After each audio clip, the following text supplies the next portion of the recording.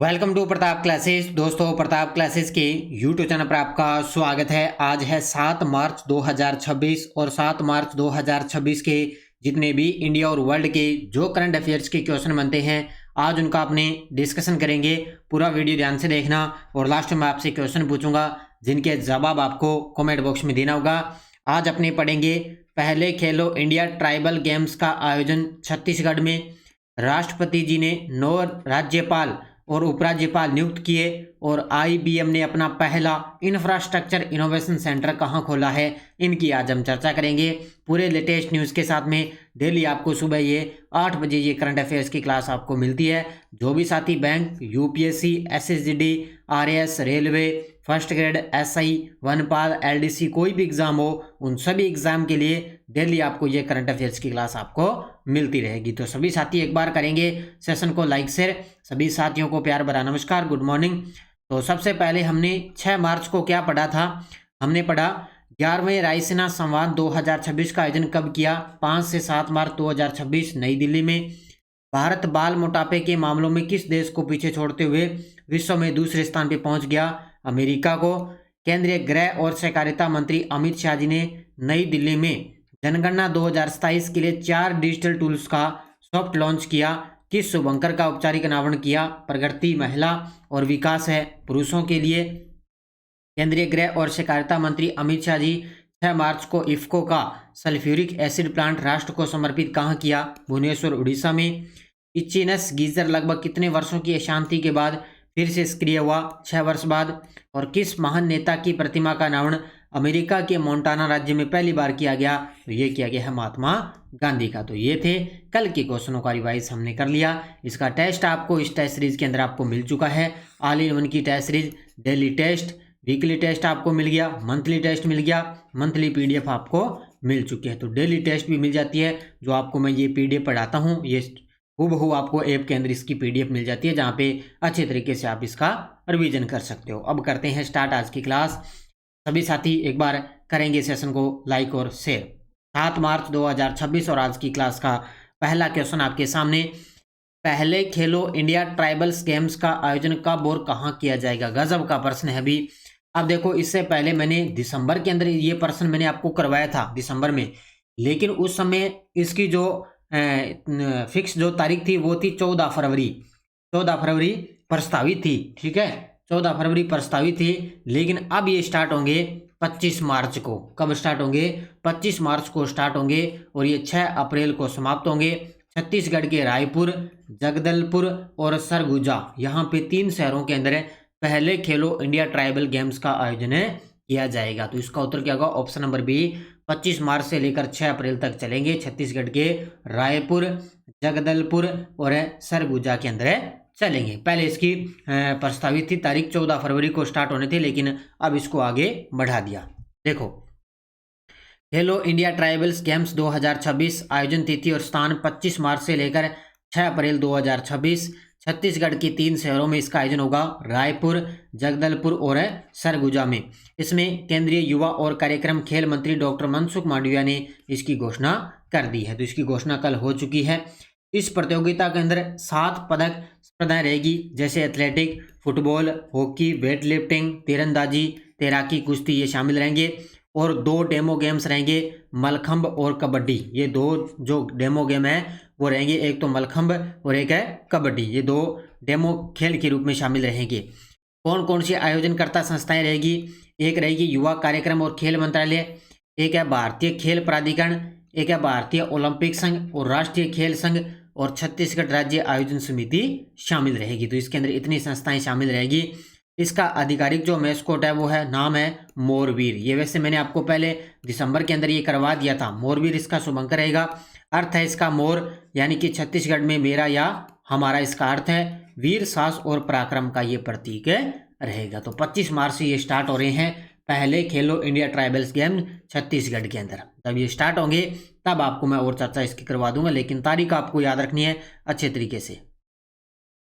निम्नलिखित को सुमेलित करिए। ये गजब का प्रश्न है, क्योंकि कल राष्ट्रपति द्रौपदी जी मुर्मू जी ने 9 राज्यों और एक केंद्र शासित प्रदेश के राज्यपालों को नए राज्यपाल नियुक्त कर दिए, ट्रांसफर कर दिए। अब इनमें से सारे कौन कौन से हैं वो मैं आपको बताऊंगा। तो शिव प्रताप सिंह शुक्ला कहाँ के बने हैं? तो ये बन चुके हैं आपके सामने तेलंगाना के। कहाँ के बने हैं? शिव प्रताप शुक्ला है वो हिमाचल प्रदेश से स्थानांतरित होकर तेलंगाना के राज्यपाल बन गए। जिष्णु देव शर्मा ये बन गए महाराष्ट्र के राज्यपाल, और नंद किशोर यादव ये बन गए नागालैंड के, और तरनजीत सिंह सिंधु ये बन गए अपने दिल्ली के उपराज्यपाल। ये आपको याद रखना है अच्छे तरीके से।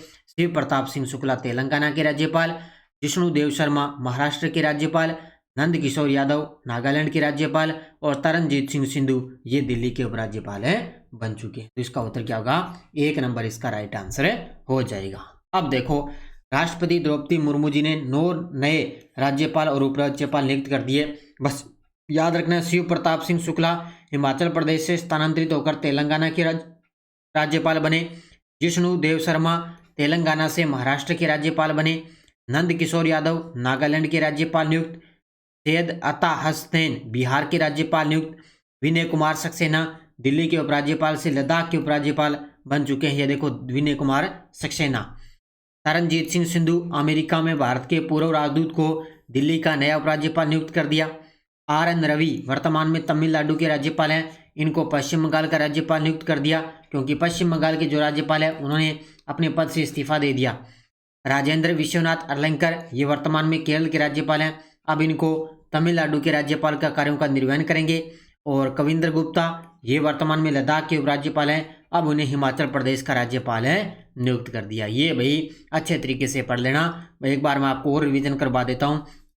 शिव प्रताप शुक्ला तेलंगाना के राज्यपाल, विष्णुदेव शर्मा महाराष्ट्र के राज्यपाल, नंद किशोर यादव नागालैंड के, सैयद अंता हसनैन बिहार के राज्यपाल, विनय कुमार सक्सेना लद्दाख के उपराज्यपाल, तरनजीत सिंह सिंधु ये बन गए दिल्ली के उपराज्यपाल, RN रवि पश्चिम बंगाल के राज्यपाल, राजेंद्र विश्वनाथ अरलंकर तमिलनाडु के राज्यपाल, और कविंद्र गुप्ता ये बन गए हिमाचल प्रदेश के राज्यपाल। इनको अच्छे तरीके से पढ़ लेना। ये 9 नए राज्यपाल और उपराज्यपाल नियुक्त हुए हैं अपने राज्यों और केंद्र शासित प्रदेश के अंदर। तो राष्ट्रपति द्रौपदी जी मुर्मू द्वारा ये कल इनको नियुक्त किया गया है।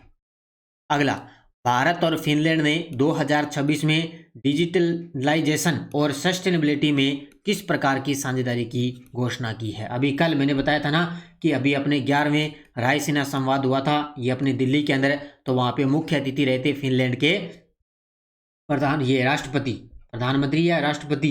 तो ये आए थे अपने राष्ट्रपति, फिनलैंड के राष्ट्रपति हैं अलेक्जेंडर स्टब, ये मुख्य अतिथि रहे।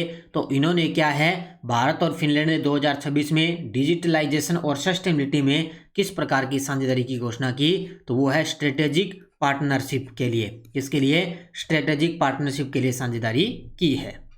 तो भारत फिनलैंड रणनीतिक साझेदारी, डिजिटलीकरण और सतत विकास के लिए समझौता हुआ है मार्च 2026 में। अलेक्जेंडर स्टब राष्ट्रपति हैं फिनलैंड के। ये भारत यात्रा के दौरान समझौता किया गया।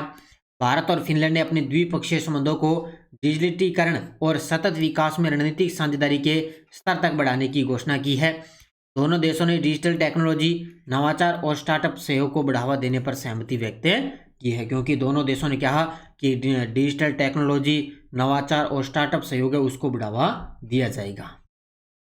नेक्स्ट देखो, विश्व सतत विकास इंजीनियरिंग दिवस 2026 के आधिकारिक भागीदार के रूप में किसे चुना गया है? सबसे पहले आपको पता होना चाहिए, विश्व सतत विकास जो इंजीनियरिंग दिवस है ये बनाते हैं अपने कब है? 4 मार्च को। कब बनाते हैं? 4 मार्च को बनाते हैं। उनने 2026 के आधिकारिक भागीदार के रूप में किसे चुना है? तो अंडानी समूह को। उत्तर क्या होगा? ऑप्शन नंबर सी, अंडानी समूह को चुना है। तो आधिकारिक भागीदारी अंडानी समूह को 2026 के विश्व सतत विकास इंजीनियरिंग दिवस के रूप में चुना गया। साझेदारी अंडानी और यूनेस्को के बीच में ये साझेदारी हुई है।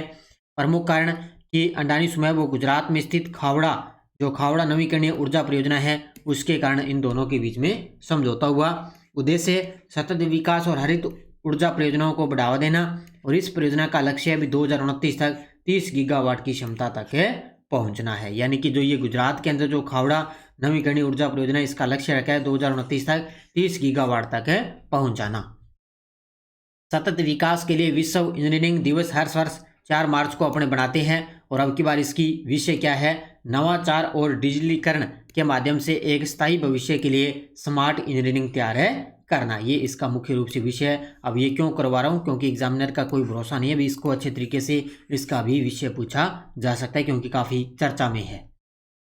IBM ने अपना पहला इंफ्रास्ट्रक्चर इनोवेशन सेंटर किस शहर में लॉन्च किया है? ये देखो गजब का प्रश्न है, क्योंकि IBM ने अपना पहला इंफ्रास्ट्रक्चर इनोवेशन सेंटर लॉन्च किया है। कहाँ पे? बेंगलुरु के अंदर। उत्तर क्या होगा इसका? Option number B, Bengaluru. तो कंपनी है वैश्विक प्रौद्योगिकी कंपनी IBM, स्थान है बेंगलुरु भारत के अंदर। इन्होंने अपना पहला इंफ्रास्ट्रक्चर इनोवेशन सेंटर खोला। उद्देश्य उन्नत कृत्रिम बुद्धिमत्ता विकसित करना, यानी कि AI का विकास करना, और उद्यम इंफ्रास्ट्रक्चर सिस्टम में भारत की भूमिका को मजबूत करना। संबंधित इकाई केंद्र IBM की इंडिया सिस्टम्स डेवलपमेंट लैब है, उसके अंतर्गत ये स्थापित किया गया, यानी कि इंडिया के अंदर जो सिस्टम्स डेवलपमेंट लैब है उसके अंतर्गत इसको स्थापित किया गया। IBM की विकास प्रयोगशालाएं कहाँ स्थित है? बेंगलुरु में है, पुणे के अंदर है और हैदराबाद के अंदर स्थित है। तो इन्होंने अपना पहला जो इंफ्रास्ट्रक्चर सेंटर है वो बेंगलुरु के अंदर खोला है। केरल स्वास्थ्य विभाग ने मे हेल्थ मोबाइल ऐप क्यों लॉन्च किया है? ये गजब का प्रश्न है। सबसे पहले आपको बताना चाहिए भी केरल के जो स्वास्थ्य विभाग है उन्होंने मे हेल्थ मोबाइल ऐप लॉन्च किया है। किस उद्देश्य के लिए? इन्होंने नागरिकों को आसपास के सार्वजनिक स्वास्थ्य केंद्रों और सेवाओं की जानकारी देने के लिए ये ऐप लॉन्च किया। यानी कि जितने भी जो नागरिक है ना, उनके आसपास जो सार्वजनिक जो स्वास्थ्य केंद्र है और जो सेवाएं हैं उनकी जानकारी देने के लिए केरल का जो स्वास्थ्य विभाग है मे हेल्थ, उन्होंने मोबाइल ऐप लॉन्च किया है। देखो इस पहल का नाम मे हेल्थ मोबाइल एप्लीकेशन शुरुआत करता है केरल का स्वास्थ्य विभाग। उद्देश्य नागरिकों को आसपास के सार्वजनिक स्वास्थ्य केंद्रों और सेवाओं के बारे में जानकारी उपलब्ध करवाना। घोषक स्वास्थ्य मंत्री वीना जॉर्ज, जो वर्तमान में केरल के जो स्वास्थ्य मंत्री है वीना जॉर्ज, उन्होंने घोषणा कर दी। मुख्य विशेषताएं अस्पतालों और विशेषज्ञ विभागों की जानकारी, प्रयोगशाला परीक्षणों और सेवा शुल्कों की जानकारी, ब्लड बैंक, फार्मेसी और रेडियोलॉजी सेवाओं का पता लगाने की सुविधा इसके अंदर रहेगी। तो केरल का स्वास्थ्य विभाग है, उन्होंने मे हेल्थ मोबाइल एप्लीकेशन लॉन्च किया। गुजरात सरकार ने हर स्टार्ट 5.0 पहल किस उद्देश्य से शुरू की है? ये भी गजब का प्रश्न है। तो गुजरात की सरकार ने हर स्टार्ट 5.0 पहल किस उद्देश्य से शुरू की? तो ये की है महिलाओं के नेतृत्व वाले स्टार्टअप और उद्यमिता को मजबूत करना है। तो किसके लिए? महिलाओं के नेतृत्व वाले स्टार्टअप और उद्यमिता को मजबूत करना। बस थोड़ा सा ध्यान में रखना इसको। इस पहल का नाम है हर स्टार्ट 5.0, महिलाओं के नेतृत्व वाले स्टार्टअप और उद्यमिता को मजबूत करना। उद्घाटनकर्ता मुख्यमंत्री भूपेंद्र पटेल, गुजरात के जो CM है, उन्होंने इसका उद्घाटन किया अहमदाबाद गुजरात के अंदर। साथ ही उद्घाटन एक नया अनुसंधान पार्क भी शुरू किया जो नवाचार और उद्यमिता को बढ़ावा देगा। और कार्यक्रम संचालन गुजरात विश्वविद्यालय स्टार्टअप और उद्यमिता परिषद द्वारा इसका कार्यक्रम का संचालन किया गया था। बस थोड़ा सा चर्चा में है, इसलिए थोड़ा सा इसको नज़र में रखना। अब देखो आपके सामने वन लाइनर करंट। पश्चिम बंगाल के राज्यपाल CV आनंद बोस ने 5 मार्च 2026 को इस्तीफा दे दिया। ये लीजिए भी 5 मार्च 2026 को इस्तीफा दे दिया। अब इनकी जगह कौन बनेंगे? पश्चिम बंगाल के CM है RN रवि। कौन बनेंगे? RN जो रवि हैं वो पश्चिम बंगाल के CM बनेंगे। आंध्र प्रदेश सरकार ने दूसरे या तीसरे बच्चों के माता पिता बनने वाले दंपतियों के लिए 25,000 रुपये के वित्तीय प्रोत्साहन की घोषणा कर दी है। खाद्य और सार्वजनिक वितरण विभाग द्वारा 16 से 28 फरवरी 2026 तक स्वच्छता पखवाड़ा अभियान बनाया गया था। राष्ट्रपति द्रौपदी मुर्मू 7 मार्च 2026 यानी कि आज पश्चिम बंगाल में अंतर्राष्ट्रीय संथाल परिषद द्वारा आयोजित 9वें अंतर्राष्ट्रीय संथाल सम्मेलन के अंदर भाग लेगी। तो आज 7 मार्च है, आज ही के दिन हमारे देश की राष्ट्रपति पश्चिम बंगाल में 9वें अंतर्राष्ट्रीय संथाल सम्मेलन के अंदर भाग लेगी। तो ये वन लाइनर है, चारों के चारों अच्छे तरीके से पढ़ लेना। ये टेलीग्राम ग्रुप है, कोई सूचना कोई लिंक। अब बहुत सारे साथी पूछ रहे हैं सर आपकी करंट अफेयर्स की बुक आ चुकी है। ये देखो करंट की बुक बाजार के अंदर आ चुकी है। SI वाले और फर्स्ट ग्रेड वाले नानक क्लासेस के नाम से बुक है फर्स्ट ग्रेड की, जो बाजार के अंदर उपलब्ध है। पिछले वीडियो का क्वेश्चन क्या था? मोबाइल वर्ल्ड कांग्रेस का आयोजन कहाँ किया गया? बार्सिलोना स्पेन में। बहुत सारे विद्यार्थियों ने बड़े गजब के जवाब दिए, उन सभी को बहुत बहुत शुभकामनाएं। अब देखो क्वेश्चन फॉर यू, मार्च 2026 में भारत के 93वें शतरंज ग्रैंड मास्टर कौन बने हैं? आर्यन वाराणसी, VS राहुल, आरव डेंगला, इलम पर्थी, AR। अब ये चारों के चारों बने हैं, बता देना भी कौन से नंबर के ये चारों बने हैं, ठीक है।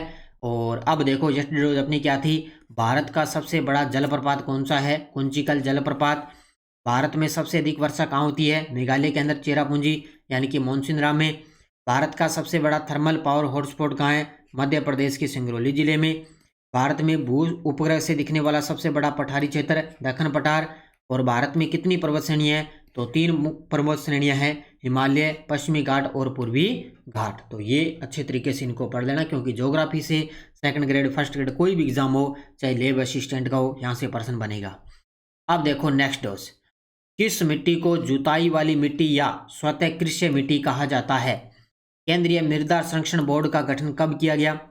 महोगनी, आबनूस, जारुल, बांस, बेत, सिनकोना वृक्ष किन वनों में पाए जाते हैं? भारत में सर्वप्रथम वन नीति का निर्माण कब हुआ? और भारत में आधुनिक विधि से कोयला निकालने का प्रथम प्रयास किस क्षेत्र के अंदर किया गया था? इन पांचों के जवाब आपको कमेंट बॉक्स में देना है। बड़े गजब के प्रश्न है। तो ये हमारी आरपीएससी करंट अफेयर्स की नानक क्लासेस की बुक बाजार के अंदर उपलब्ध है। आप नानक पब्लिकेशन ऐप डाउनलोड करके भी ये बुक ऑनलाइन मंगवा सकते हो। आरपीएससी स्कूल व्याख्याता फर्स्ट ग्रेड की अपनी करंट अफेयर्स की टेस्ट सीरीज चल रही है। इसके अंदर आपको राजस्थान की कल फरवरी महीने की पीडीएफ आपको मिल चुकी है। मंथली टेस्ट राजस्थान का आज मिल जाएगा। और second grade plus PTA third grade ये टेस्ट सीरीज चल रही है। एलडीसी है, एसआई है, सीएटी है, इन सब की टेस्ट सीरीज है। और प्रताप क्लासेज है एप्लीकेशन में, तो इनको आप जरूर ज्वाइन करें। एग्जाम तक वैलिडिटी रहेगी। वीकली और मंथली पीडीएफ आपको इनके अंदर मिलती रहेगी। तो सभी साथी करेंगे वीडियो को जाते जाते लाइक शेयर। बस आप अच्छे तरीके से पढ़ो, मेहनत करो, निश्चित तौर से आपको सफलता मिलनी है। और करंट अफेयर्स की क्लास आपको लगातार मिलती रहेगी। तो धन्यवाद। जय हिंद, जय भारत, जय राजस्थान।